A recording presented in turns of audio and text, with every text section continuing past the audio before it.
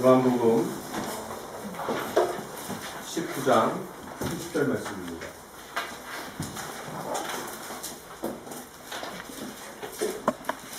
요한복음 19장 30절.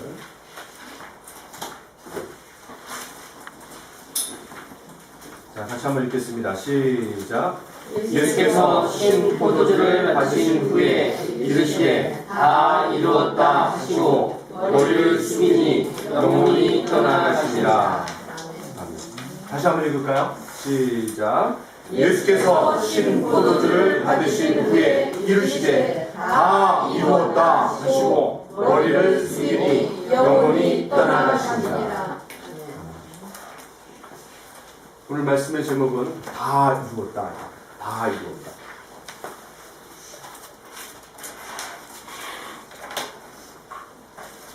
우리가 십자가라는 주제로 말씀을 전한 지 100일이 좀 넘었습니다. 되게 많이 지났죠. 우리가 이제 새로 만들어진 카페를 이렇게 정리하면서 이제 여러 사진도 넣고 이렇게 했는데 7월 10일 주일을 기점으로 제가 처음 십자가로 말씀을 전했더라고요. 이제 100일이 좀 넘었습니다.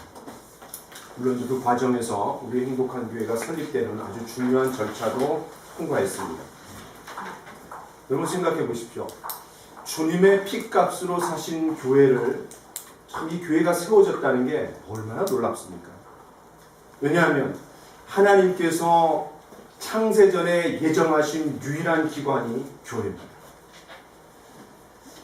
때문에 이 교회는 세상의 유일한 희망입니다.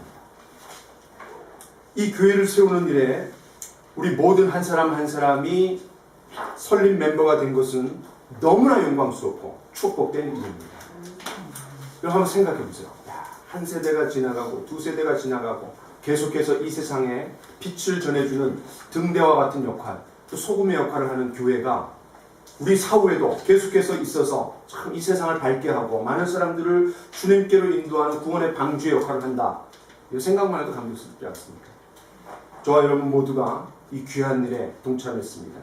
저는 하나님께서 가장 관심을 가지시는 이 귀한 일에 참여한 저와 우리 모든 여러분들에게 하나님께서 반드시 하늘의 신령한 복을 주시기를 간절히 원합니다. 아멘. 이처럼 중요한 교회가 세워지면서 지난 100여일 동안 하나님께서 우리에게 십자가라는 주제로 말씀을 전하게 하셨습니다. 여러분 지금까지 신앙생활 하시면서 이번만큼 이렇게 귀가 따갑게 십자가라는 얘기를 들어본 적이 없을 거예요. 그렇죠? 김태현 정도는 그러시죠? 귀가 따갑죠? 네. 딱지가 안 들 정도죠? 지루하죠? 지겹죠? 자, 우리는 십자가를 다양한 각도에서 조명해 가면서 그 깊이와 그 넓이와 그 크기와 그 길이를 조명해 보고 있습니다. 자, 같이 한번 말씀 읽어보겠습니다. 시작. 능히 모든 성도와 함께 지식에 넘치는 그리스도의 사랑을 알고 그 너비와 길이와 높이와 길이가 어떠함을 깨달아 하나님의 모든 충만하신 것으로 너희에게 충만하게 하시기를 구하노라. 그렇습니다. 바울 사도가 보통은 서신서를 쓸 때 인사하고 그리고 그들을 감사합니다. 기도가 나와요. 딱 한 번 기도가 나와요. 그런데 에베소서만큼은 처음에 기도하고 중간에 또 기도합니다. 1장에 기도가 나와요. 그런데 3장에 또 기도하는 거예요. 그만큼 이 교회를 다루는 에베소서에서 교회의 토대가 되는 그리스도 또 십자가, 그 그리스도의 사랑을 깊이 깨닫기를, 입체적으로 깨닫기를 원했던 거예요. 그 그리스도의 사랑을 다양한 각도에서 입체적으로 깨닫고 느끼고 경험하고 누리기를 간절히 기도했던 겁니다. 이게 저의 기도고 우리 모두의 기도인 줄 압니다. 여러분, 그리스도인의 삶은 노력, 의무 그 이상입니다. 바로 은혜가 동기가 된 삶입니다. 만약 여러분 가운데 교회를 의무적으로 온다. 아니면 열심히 가면은 뭔가 나한테 콩고물 떨어지지 않겠나 이런 마음으로 오시는 분 있으면은 괜찮습니다. 그러나 한 단계 더 나가야 됩니다. 예, 그것만이 그리스도인의 삶이 아닙니다. 물론 목사인 저도 의무감으로 성경을 읽을 때 있고 의무감으로 기도할 때 있고 의무감으로 주일날 올 때도 있습니다. 그런데 저의 삶의 기저에는 하나님의 은혜에 대한 감격과 감사가 있습니다. 우리가 은혜가 뒷받침되지 않을 때 그리스도의 삶은 굉장히 빡빡하고 또 무기력하고 무미건조하고 의무감과 부담감과 습관성이라는 다람쥐 쳇바퀴 도는 그런 삶으로 그냥 연속이에요. 그런 사람들이 많게요, 적게요? 되게 많습니다. 되게 많아요. 어제도 그냥 어떤 부부랑 상담을 좀 했는데 주일날 교회 가는 게 골든이래요. 골든. 얼마나 마음이 아팠는지 모르겠어요. 영적 성숙은 온데간데 없고 그냥 우리가 교회 문화에 익숙해져 가는 거예요. 오늘은 가상칠언 그 6번째 말씀입니다. 이 말씀을 통해서도 우리가 십자가의 깊이와 높이와 넓이와 길이를 좀 더 깊이 다가가서 발견해내는 그런 시간이 되기를 원합니다. 첫 번째는 승리의 함성입니다. 이번 주에 승리의 함성을 부르신 분들이 몇 분 계셨어요. 1차로 라동훈 집사님이 다 이뤘다! 신약승리에 다 이뤘다. 그랬더니 그 바통을 여봐하고 우리 여전도 회장님이 다 했다. 저도 어제 다 했다! 그랬습니다. 모두가 성경 읽으시면서 다 했다 그러실 거예요. 우리가 먼저 생각해 봐야 될 건요. 예수님이 다 이뤘다. 이것은 승리의 함성이었다는 거예요. 승리의 함성. 비록 사람들의 눈에 보이기에는 굉장히 무기력해요. 굉장히 패배감에 젖은 것 같아요. 또 십자가 처형을 당하는 순간만큼은 이 사단이 그냥 호탕하게 웃었을 거예요. 드디어 승리했다. 드디어 승리했다. 왜냐하면 발 뒤꿈치로 콱 물었잖아요. 창세기 3장 15절처럼. 그렇게 사람들의 눈에는 패배자처럼 무기력한 모습으로 죽어가는 그런 모습이었지만 예수님은 십자가에서 죽음으로 우리의 죄와 심판과 죽음을 대신 담당하셨습니다. 때문에 이 십자가는 하나님의 능력이고 지혜였습니다. 주님은 이 승리의 함성을 조용히 선포하실 수 없었습니다. 그래서 크게 소리를 질러라고 얘기합니다. 물론 오늘 우리가 읽은 성경에는 없어요. 그런 말이. 크게 소리를 질러라는 말이 없어요. 그런데 자 같이 한번 읽어보겠습니다. 시작. 예수께서 다시 크게 소리를 지르시고 영원히 떠나시니라. 또 한 구절 읽어보겠습니다. 시작. 예수께서 큰 소리를 지르시고 숨지시니라. 예, 마태복음과 마가복음에서는 다 이뤘다라는 말을 쓰지 않았어요. 그러나 큰 소리로, 또 마태복음에서는 다시라는 말을 썼어요. 왜 다시라는 말을 썼게요? 제일 처음에 큰 소리로 하신 거는 네 번째, 엘리 라마 사박다니. 너무나 중요해요. 그 말씀하실 때 크게 소리를 지르셨다 했어요. 그런데 다 이뤘다라는 말을 할 때는 다시 크게 소리를 질렀다라는 거예요. 다 이뤘다라고 예수님께서 있는 힘껏 마지막 기력을 다 모아갖고 한마디 하시고, 그리고 이제 7째 말씀하시고 돌아가신 거예요. 마태복음과 마가복음에서는 크게 소리를 질렀다라는 표현만 썼어요. 그런데 요한복음에서는 다 이뤘다라는 말을 기록하고 있습니다. 왜 그렇겠어요? 왜 그랬을까요? 마태는 예수님의 제자 중에 한 사람입니다. 도망갔어요. 그런데 요한은 도망갔다가 돌아왔어요. 그래서 예수님이 십자가 앞에 서 있었습니다. 그러니까 마리아를 이렇게 이제 봉양을 부탁받았죠.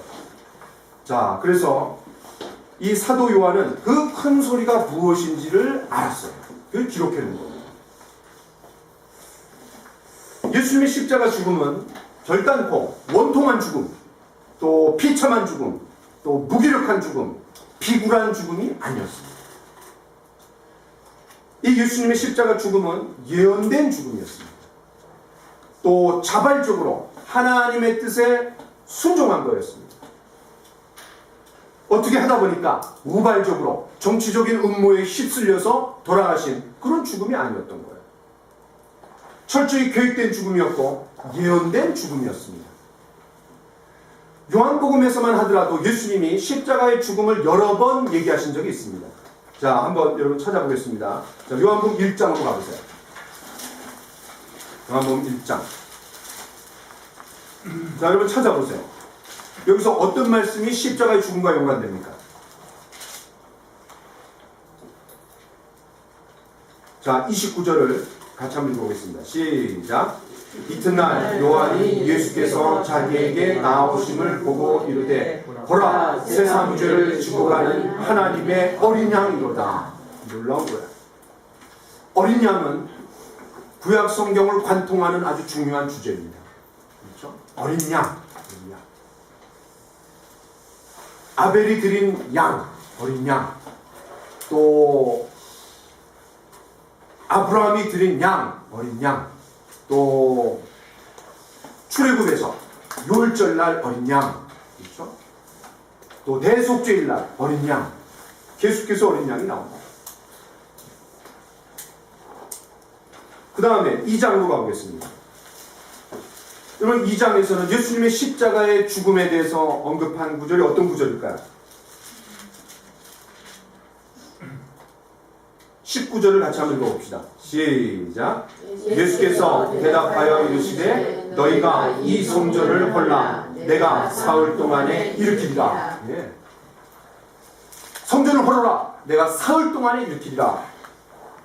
21절 같이 읽어볼까요? 시작. 그러나 예수는 성전된 자기 육체를 가리켜 말씀하신 것이다. 그렇죠. 예수님이 참 성전이 되셔서 십자가에서 죽으시는 것을 이제 무너뜨리는 걸로 표현한 거예요. 그런데 사흘 만에 다시 일으키겠다라는 거예요. 3장에서 예수님의 십자가의 죽음과 연관된 아주 중요한 구절이죠. 여러분 잘 아실 겁니다. 어떤 구절이죠? 14절 같이 한번 읽어보겠습니다. 시작. 모세가 광야에서 뱀을 든 것 같이 인자도 들려야 하리니. 그렇죠. 인자도 들려야 하리니. 들려지는 겁니다. 자기가 드는 게 아니에요. 들려지는 수동태예요. 그 십자가에 못 박혀 들려지는 겁니다. 또 요한복음 10장으로 가보겠습니다. 요한복음 10장. 요한복음 10장 11절을 같이 한번 읽어보겠습니다. 시작. 나는 선한 목자라. 선한 목자는 양들을 위하여 목숨을 버리거니와. 그렇습니다. 선한 목자. 예수님 선한 목자다. 이 말은 내가 십자가에서 죽는다. 이런 말이에요. 그런데 6장으로 가보세요. 6장 53절을 같이 한번 읽어보겠습니다.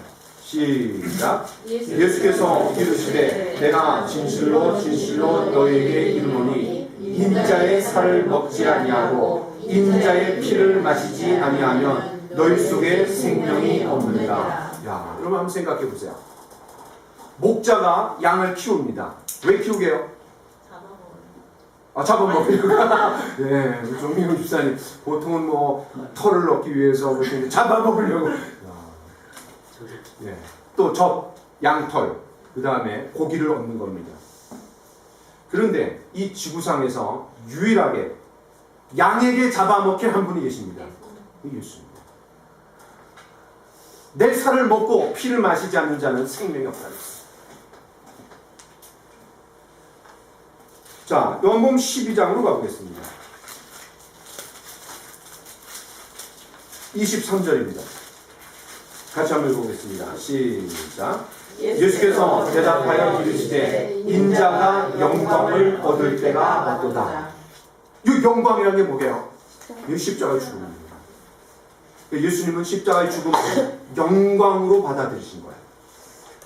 절대로 비굴하게 우발적으로 어떻게 하다 보니까 죽으신 게 아닙니다. 이미 십자가에 죽으실 걸 다 알고 오셨고 누누이 얘기하셨어요. 그 영광이 뭔지를 24절에서 얘기합니다. 같이 읽겠습니다. 시작. 내가 진실로 진실로 너희에게 이르노니 하나의 렉이 땅에 떨어져 죽지 아니하면 하나의 그대로 있고 죽으면 많은 열매를 맺느니라. 그렇습니다. 하나의 밀이 땅에 떨어져 죽으면 예수님의 십자가의 죽음을 이미 얘기하는 거예요. 마지막으로 15장입니다. 15장으로 가보세요. 15장 13절 같이 읽겠습니다. 시작. 사람이 친구를 위하여 자기 목숨을 버리면 이보다 더 큰 사람이 없나니. 네, 예수님이 십자가 못 박히시기 전날 밤에 하신 말씀이에요. 그러니까 내가 너희를 친구로 삼았는데 너희를 위해서 내가 십자가에 죽을 거다라는 걸 얘기하시는 거예요. 이처럼 요한복음에서 사용된 십자가 죽음의 이미지들이 여러 가지가 나왔습니다. 어린 양도 있고 또 노뱀도 있고 하여튼 여러 가지 의미가 있는데 이미지들이 있는데 예수님은 십자가 죽음을 늘 염두에 두셨고 그 십자가만이 하나님의 구원의 역사를 이루는 유일한 방법임을 아셨습니다. 그래서 요한복음에 많이 나오는 단어가 또 뭐야? 때라는 말이 그렇게 많이 나옵니다. 때. 여러분 잘 아시죠? 지금 포도주가 떨어졌다. 그랬더니 예수님을 알아요. 예, 지금 내 때가 이르지 않았다. 그렇게 예수님은 때를 늘 염두에 두고 사셨던 거예요. 두 번째입니다.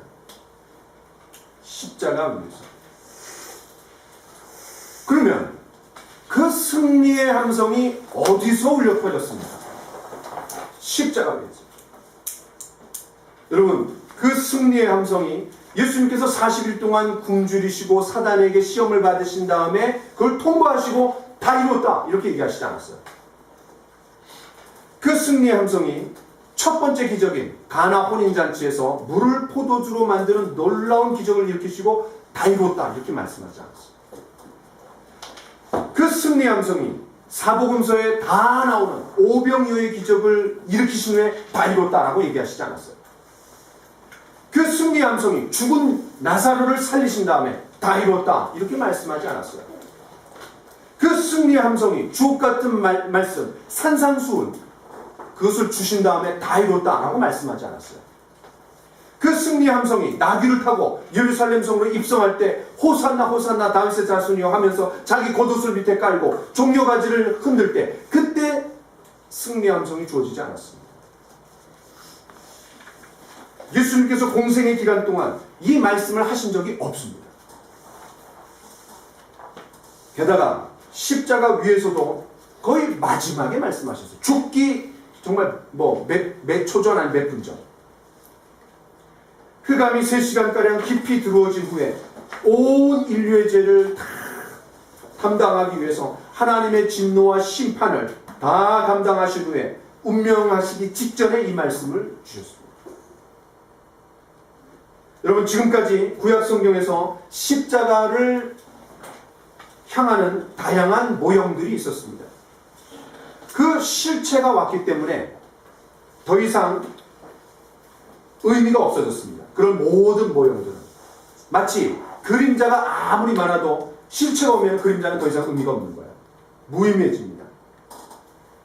여러분 구약성경에 십자가를 뜻하는 그런 이미지들이 뭐가 있습니까? 모형들이 뭐가 있습니까? 제일 먼저 나온 게 뭐야? 구약성경에서 십자가를 의미하는 노뱀 민수기, 가죽옷. 야, 가죽옷을 제입했잖아요. 그는 창세기 3장. 그 전에는 또 그 뱀의 후손과 여자의 후손이 또 싸우는 얘기도 있고, 또 아브라함이 드린 사랑하는 독자 아들 이삭은 하나님이 보내신 독생자 예수 그리스도로 바뀌었습니다. 그렇죠? 또 6월절 어린 양 사건은 세상 죄를 지고 가는 하나님의 어린 양으로 바뀌었습니다. 또 생수를 얻기 위해서 모세가 바위를 쳤는데 그것은 영생하도록 솟아나는 샘물이신 예수 그리스도로 바뀌었습니다. 성전에서 드리는 제사와 희생제물은 참 성전이고 한 영원한 제물이 되신 예수님으로 바뀌었습니다. 장대에 높이 단 노뱀을 쳐다보는 일은 완전한 치유책인 십자가에 달리신 예수님을 믿는 것으로 바뀌었습니다. 여기에 십자가의 위대성이 있는 겁니다. 그렇기 때문에 십자가에서 모든 모형들, 모든 그림자들을 다 뒤로하고 실체가 왔을 때 예수님이 거기에서 승리의 함성 다 이루었다라는 말씀을 하실 수 있었던 겁니다. 십자가만이 저와 여러분의 죄 문제가 해결되는 곳이고 십자가만이 저와 여러분의 영원한 저주가 풀어지는 그런 유일한 장소입니다. 그 십자가 앞에 나와본 사람, 그 십자가 위에 달린 예수님을 바라보는 사람, 그 사람만이 구원이 있는 겁니다. 세 번째, 이 다 이뤘다라는 말은 예수님이 뭘 이루었다라는 거예요. 도대체 뭘 예수님이 십자가에서 다 이루었다라는 겁니까? 이것을 이해하기 위해서는 우리가 다 이루었다라는 이 단어를 좀 집중할 필요가 있습니다. 여러분, 성경에 우리가 원어로 알아야 될 중요한 단어들이 있는데, 예를 들면 교회, 그러면 에클레시아, 그렇죠? 또 뭐가 있나요? 성경을 원어를 좀 알아야 되는 거. 그 중에 하나가 테텔레스타입니다. 테텔레스타. 여러분 처음 들어보셨을 거예요. 어떤 분은 테텔레스타. 우리말 성경은 다 이루었다, 두어절로 되어 있습니다. 그런데 헬라어로 이 성경이 쓰여진 원어는 한 단어예요. 테텔레스타. 이 말은 어떤 한 행위가 종결되었을 때 쓰는 말입니다. 이 말은 성경이 쓰여지던 당시에 종들이나 화가, 또 글을 쓰는 작가, 또 제사장, 또 상인들, 상거래하는 상인들이 많이 썼던 말입니다. 그러니까 아주 자주 썼던 시장의 언어예요. 시장의 언어. 예를 들어서 종이 주인에게 맡기신 일을 다 완수했습니다 라고 할 때 테텔레스타이 이렇게 얘기하는 거예요. 이걸 예수님에게 적용해 보겠습니다. 예수님께서 하나님께서 맡기신 일을 100% 완수했다는 거예요. 자, 같이 한번 읽어보겠습니다. 시작. 예수께서 이르시되 나의 양식은 나를 보내신 이의 뜻을 행하며 그의 일을 온전히 이루는 일입니다. 예.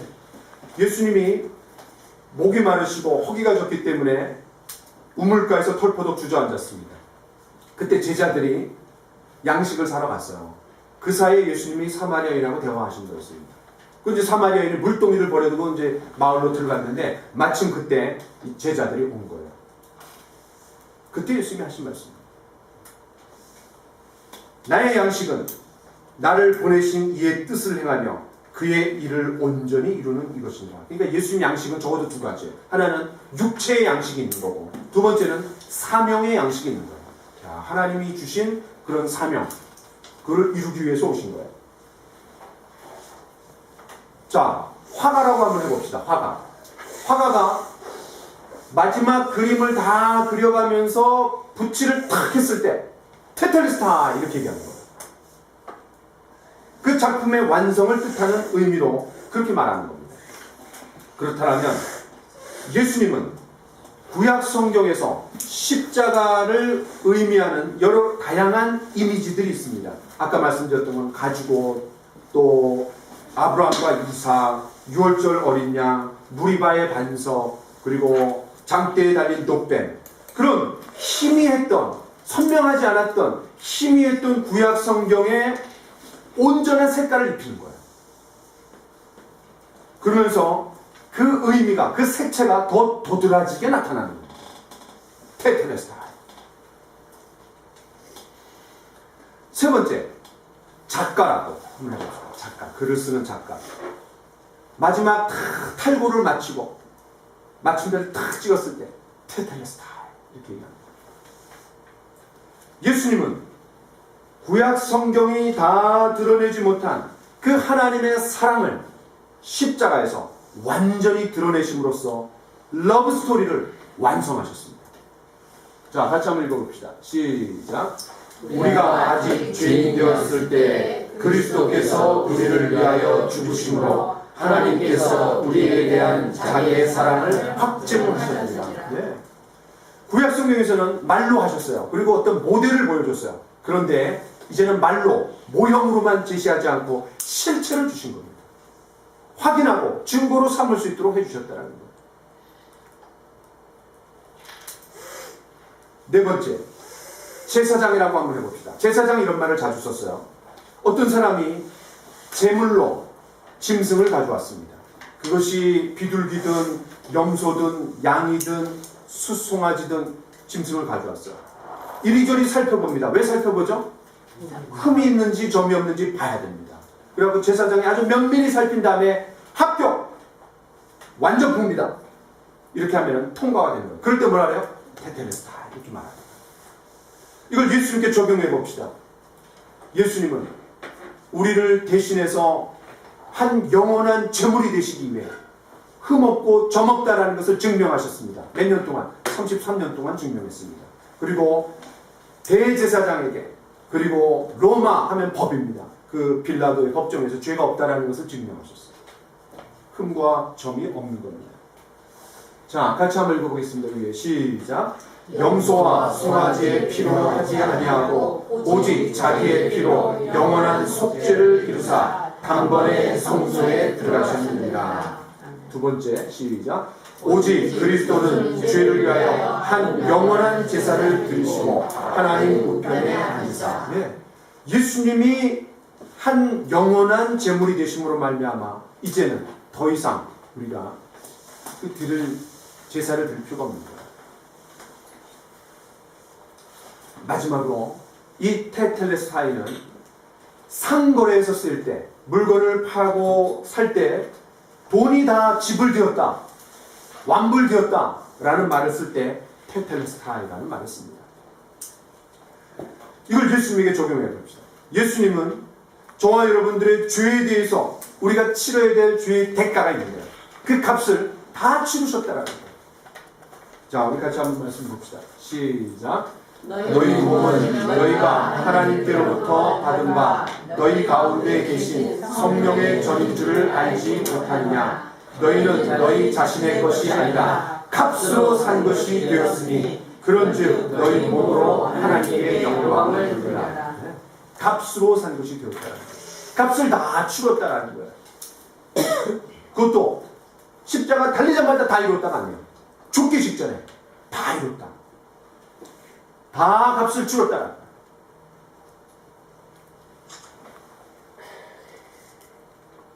마지막 네 번째입니다.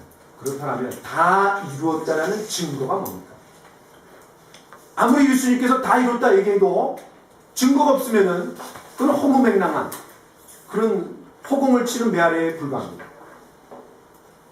적어도 네 가지의 증거가 있습니다. 첫 번째는 우리가 잘 알고 있는 것처럼 성소의 휘장이 위에서부터 아래로 찢어졌습니다. 야, 이거보다 더 분명한 증거가 어떻겠어요? 이 휘장은 지난번에 말씀드린 것처럼 두 마리의 소가 양쪽에서 잡아당겨도 끊어지지 않는 엄청나게 두꺼운 겁니다. 그런데 그것이 위에서부터 아래로 찢어졌다. 하나님께서 휘장을 찢으신 겁니다. 하나님 받으셨다.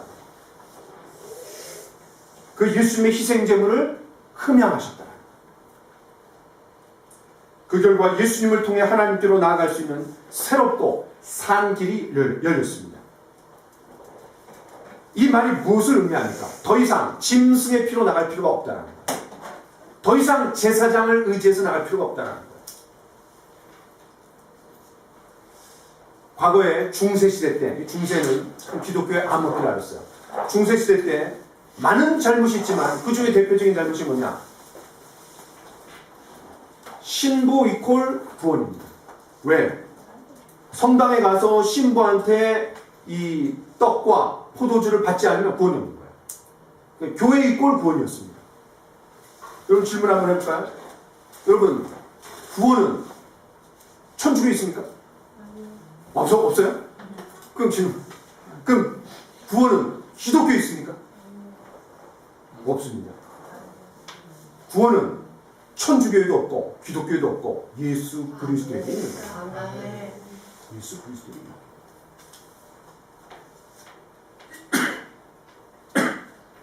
이제는 누구나 그리스도의 피를 의지해서 하나님 앞에 나아갑니다. 두 번째 증거가 있습니다. 예수님이 부활하셨습니다. 종교의 창시자들은 다 무덤이 있습니다. 그러나 예수님의 무덤만큼은 비어 있습니다. 그 예수님의 무덤 앞에 He is not here. He is alive. 그는 여기 계시지 않다. 그는 살아계시다. 얼마나 놀랍습니까? 예수님께서 십자가형을 당할 때 겉으로는 사단이 승리한 줄 알았습니다. 얼마나 통쾌하게 웃었겠어요. 사단은 승리의 계가를 부리고 있었습니다. 그러나 십자가에서 예수님이 다 이루었다라는 이 말씀을 하실 때 상황은 완전히 달라졌습니다. 무엇보다도 그분께서 십자가에서 죽으시고 사흘 만에 부활하셨을 때 우리의 죄 문제, 죽음의 문제, 심판의 문제가 해결되었다는 것을 증명하시기 위해서 부활하셨을 때 완전히 상황이 역전되는 겁니다. 이제 이 사단의 권세는 멸해지는 거예요. 무기력해지는 거예요. 파하는 겁니다. 무력화되었습니다. 사단은 십자가가 하나님의 방법 그리고 하나님의 영광을 드러내는 것이 될 줄 꿈에도 몰랐을 겁니다. 그는 여자의 후손의 발 뒤꿈치를 물어 뜯는 것만으로 모든 것이 끝난 줄 알았을 거예요. 그런데 부활하심으로써 뱀의 후손들의 머리를 발로 짓밟으셨습니다. 더 나아가 예수님이 부활하셨다는 것은 무엇을 의미합니까? 하나님께서 예수님께서 들으신 한 영원한 제사를 받으셨다는 것. 세 번째, 그 예수님이 하나님 보좌 우편에 앉으셨다 했습니다. 자, 같이 한번 읽어보겠습니다. 시작. 그의 능력이 그리스도 안에서 역사하사 죽은 자들 가운데서 다시 살리시고 하늘에서 자기의 오른편에 앉으사. 여기 중요한 게 두 단어입니다. 오른편에 앉았다는 건 뭐예요? 오른편에 하나님과 나란히 하나님으로서의 권위에 복귀하셨다는 거예요.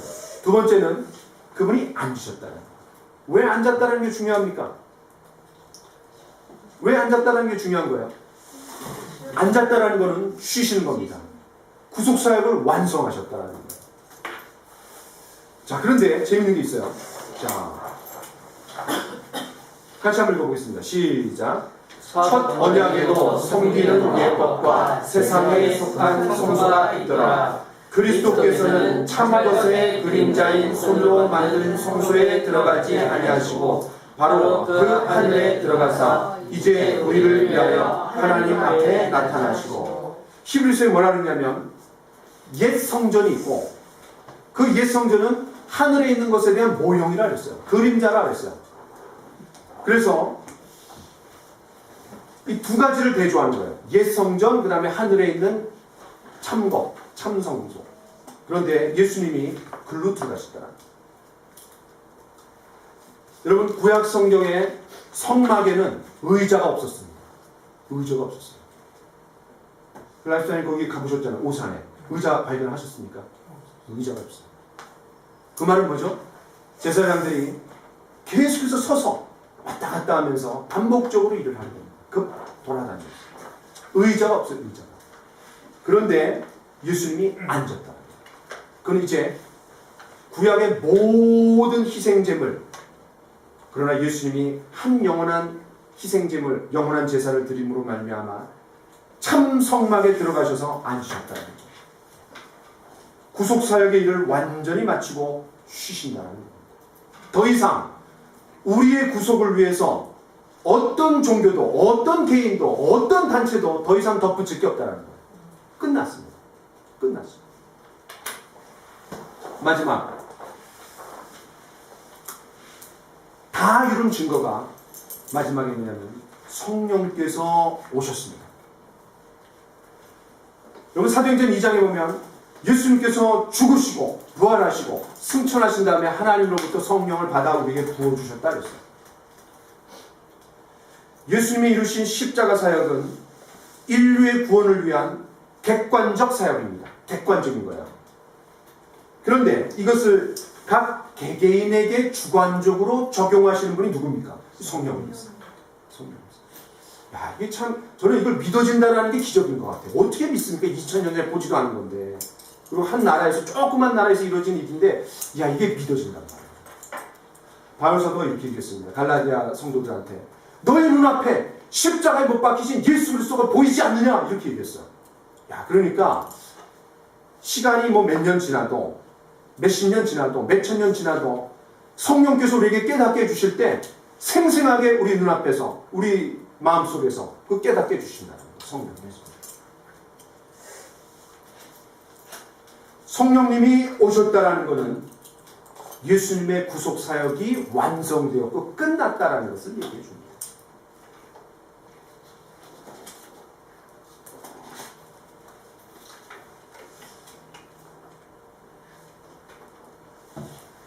알렉산더 우튼이라는 약간 좀 별난 전도자가 있었습니다. 어느 날 이 전도자에게 한 청년이 와서 이렇게 물었습니다. 내가 구원받으려면 뭘 해야 됩니까? 그러자 이 우튼은 단호하게 말했습니다. 너무 늦었어. 너무 늦었단 말이오. 이 청년 얼마나 그냥 확 나겠겠어요. 너무 놀라갖고. 당신이 말한 게 내가 구원받기 너무 늦었다는 건가요? 내가 할 수 있는 그 어떤 것도 없단 말입니까? 우트는 또다시 강하게 말했습니다. 너무 늦었어. 그 청년이 절망스러운 눈빛으로 당황해하자 이렇게 말했습니다. 이미 하나님께서 다 이루어 놓으셨어. 당신이 해야 할 일이란 믿는 것뿐이야. 그 예수님을 받아들이는 것뿐이야. 여러분, 알렉산더 우튼만 그렇게 얘기한 게 아닙니다. 예수님도 이렇게 말씀하셨어요. 같이 한번 읽어보겠습니다. 시작. 예수께서 대답하여 이르시되 하나님께서 보내신 이를 믿는 것이 하나님의 일입니다. 많은 사람들이 제가 무엇을 해야 됩니까? 어떤 공덕을 쌓아야 됩니까? 어떤 노력을 해야 됩니까? 특히 우리나라 사람 샤머니즘에 젖어 있기 때문에 뭔가를 해야 되는 줄 알아요. 실제로 유대인도 예수님 앞에 이 말씀이 주어지기 전에 이렇게 말했습니다. 예수님, 무엇을 해야지 내가 하나님의 일을 하오리까? 이렇게 얘기했던 거예요. 왜? 유대인들은 뭔가를 해야 돼. 열심히 율법으로 구원을 받아야 되니까. 그렇죠? 그랬더니 예수님 뭐라 합니까? 믿는 것이 하나님의 일을 합니다. 다시 말해서 일하기 전에 믿으라는 거예요. 일해서 구원받는 게 아니라 믿은 다음에 일하는 겁니다. 감격해서 구원받기 위해서 일하는 게 아니라 구원받는 게 너무 감격스러워서 예수님이 다 해놓으셨기 때문에 너무 고마워갖고 그때 고마워서 하는 게 사역이에요. 그러니까 목사는 어떤 사람들이게요? 너무 죄를 많이 져갖고 너무 고마워갖고 그런 사람들이 목사입니다. 그렇습니다. 우리의 구원을 위해 필요한 모든 것을 예수님께서 다 이루셨습니다. 다 이루셨습니다. 우리가 해야 할 것은 없습니다. 사실 할 수 있는 것도 없습니다. 다른 종교들은 이렇게 말합니다. 하라. 그러면 구원을 받을 것이다. 기독교는 다릅니다. 믿으라. 그러면 구원이 임할 것이다. 그럼 한 말씀만 보고 마치겠습니다. 같이 읽어보겠습니다. 시작. 너희가 그 은혜를 인하여 믿음으로 말미암아 구원을 받았으니 이것은 너희에게서 난 것이 아니요 하나님의 선물이라. 행위에서 난 것이 아니니 이는 누구든지 자랑하지 못하게 합니다.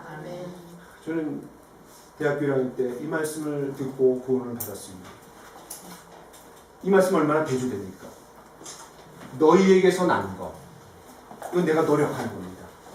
근데 그거랑 뭐가 대조돼요? 하나님의 선물. 얼마나 대조됩니까? 또 행위에서 난 것. 그거랑 대조되는 게 뭡니까? 믿음으로 말입니다. 얼마나 역설적으로 대조적으로 확연하게 구분이 됩니다. 우리 스스로 얻을 수 있는 것이 없습니다. 우리 스스로 공기와 산소를 만들지 못하는 것처럼 그냥 공짜로 주어진 거예요. 거저 주어졌습니다. 그런데 거저 주어지기까지 엄청난 값이 치러졌습니다. 엄청난 값이. 기도하겠습니다.